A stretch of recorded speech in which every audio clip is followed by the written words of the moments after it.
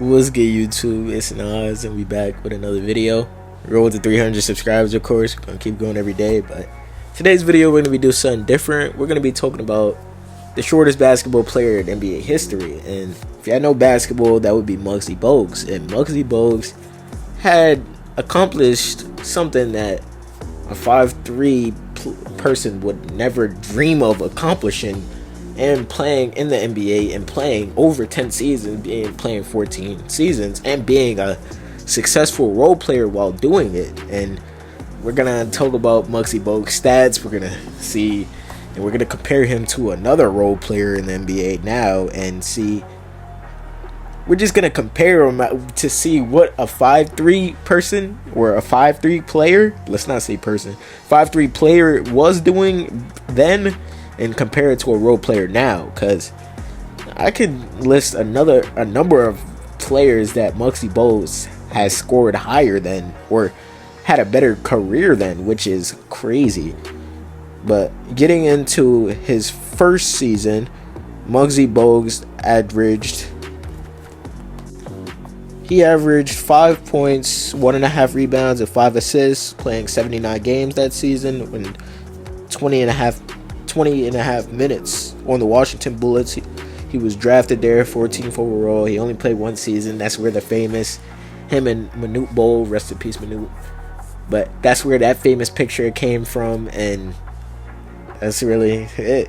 Second season, where he went to Charlotte, he carved out an amazing career in Charlotte. He averaged 5.5 points per game, 2 rebounds, and basically 8 assists. Him being one of the best passers in the game at 5'3", obviously. And him being able to see the floor at that height is crazy, because obviously back then they weren't as gifted as athletes are in now, in the 21st, 22nd, whatever century it is now, because I think it just changed.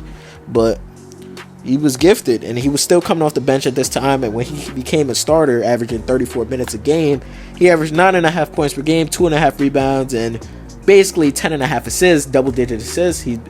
Him having one of the best seasons of his career, and yeah, he had 146 double-doubles in his career. I just read that stat. I meant to say that. That's why I got stuck for a second. But him being a double-double machine at this height, like I keep saying, because I'm gonna keep talking about his height. I'm 5'11", and I didn't dream of, or I had dreams of going to the NBA, but not Muggsy Bogues. Him having a 44 feet vertical. I'm pretty sure. I looked that up. If y'all don't believe me, y'all can look it up for yourselves. But come on, bro. And then the 1990-1991 season, he averaged 7 points per game, 2.5 rebounds, and 8.5 assists. The minutes went down. He averaged 28.5. Played 81 games back to back.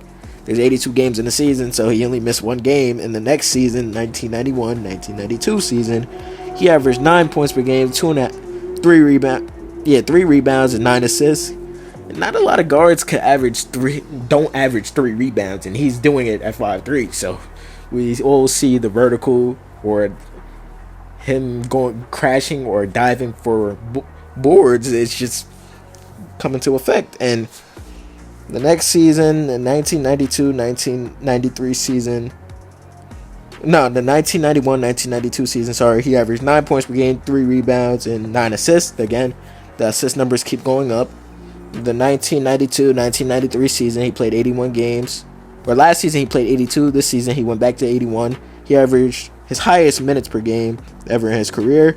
He averaged 10 points per game, 3.5 rebounds, and 8.5 assists.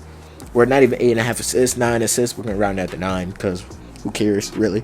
And this was the season he averaged double-digit points, and he was a successful role player, bro. You can't say that he wasn't impacting the floor, because he was the best.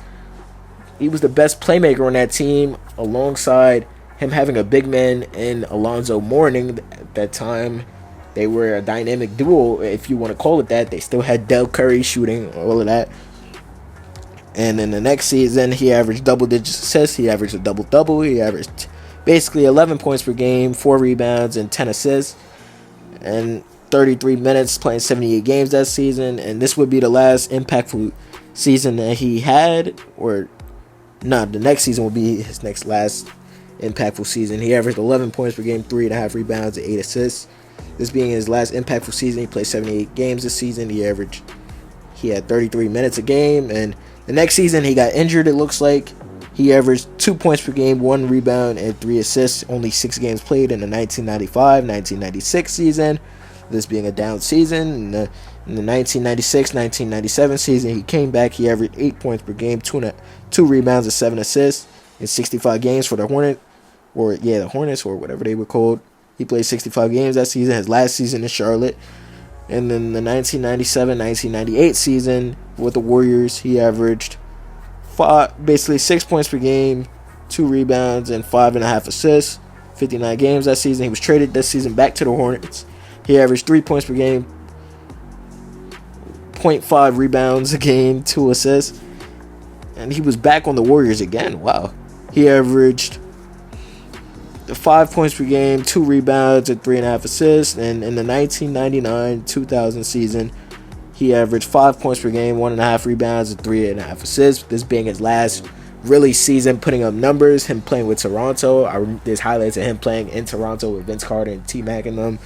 But in his career, he finished with 781 assists, 275 steals. He had a 44-inch vertical, him being one of the highest jumping players ever. And they say he's able to dunk, but he never really did it in an NBA game, so you can't really be too sure about that.